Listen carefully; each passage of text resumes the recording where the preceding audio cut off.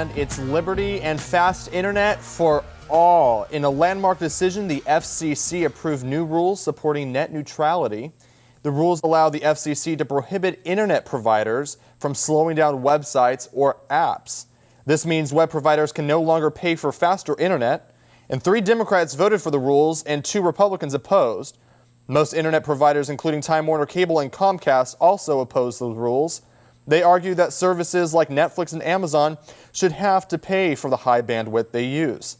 The debate over the principle has raged for years with strong arguments on both sides.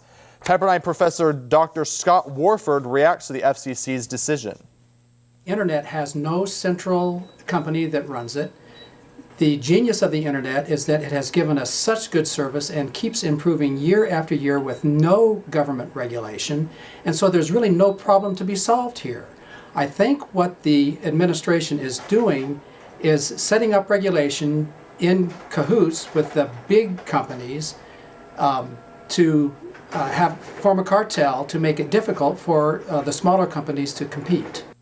So I don't know about you, but I've heard a lot of people kind of really split on this decision. Now, there is a lot of people who are kind of, they really don't know what to believe, because, there's a lot of people who've said, yeah, companies should pay for that bandwidth. And some people are saying no, because that will make prices go higher for services like Netflix and Amazon Prime. It is such a controversial decision, and it's been something that's been talked about for a while, so it'll be interesting to really see how it plays out. I think a lot of people are still unsure exactly how it's going to affect their internet service. It is interesting, though, because there's a lot of people, for example, like I know that Dr. Scott Warford, he sent an email to the FCC, and he basically said, this is the worst.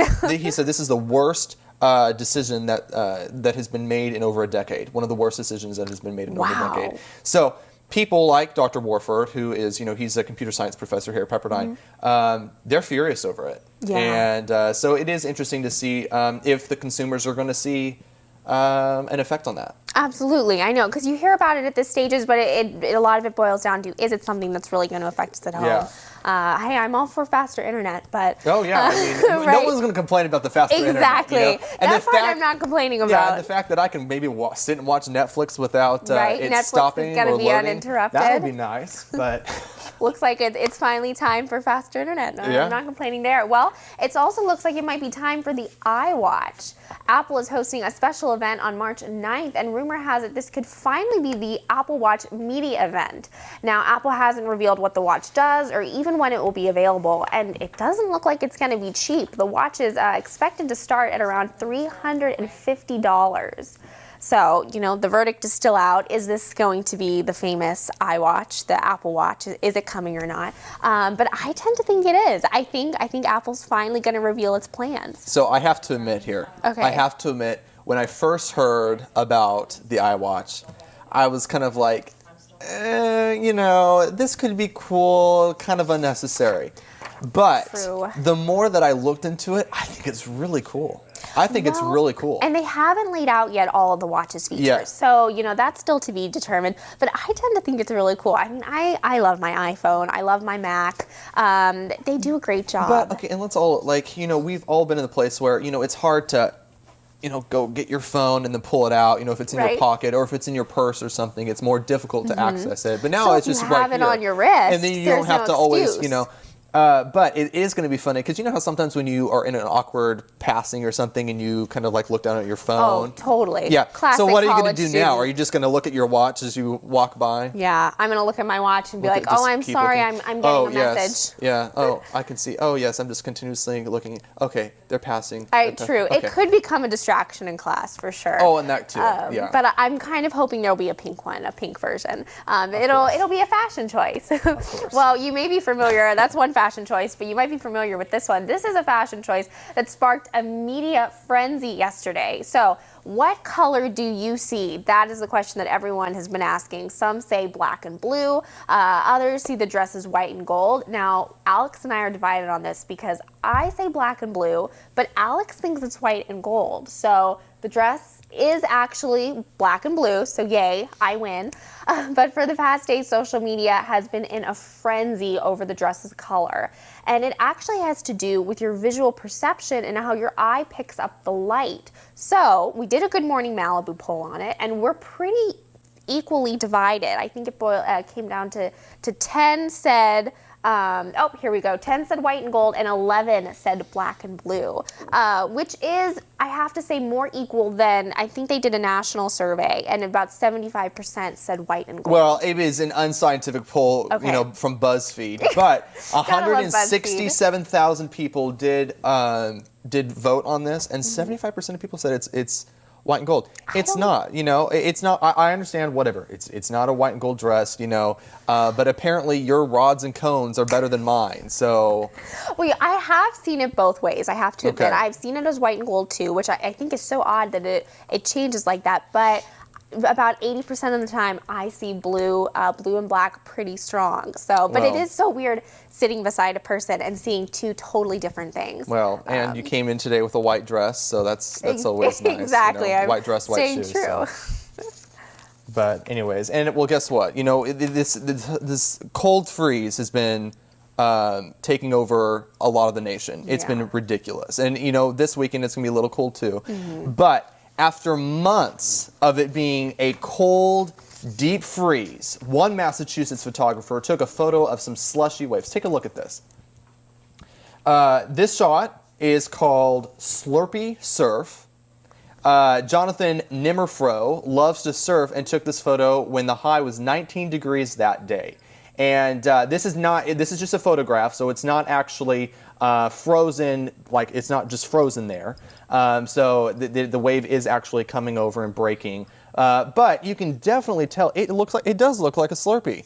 It looks like a does look slushy. like a Slurpee. Yeah, it looks like one of those ices, that you used to get as a kid. Yeah. Go down to 7-Eleven and get the slushy. Oh, yeah. That's what it reminds me of. I kind of want a slushy But right now. 19 degrees for a high. I mean, For a I know, high. I don't know. My question would be, if it was 19 degrees here in Malibu, Oh my and you know gosh. how we have a ton of surfers here, how many people would be surfing in that?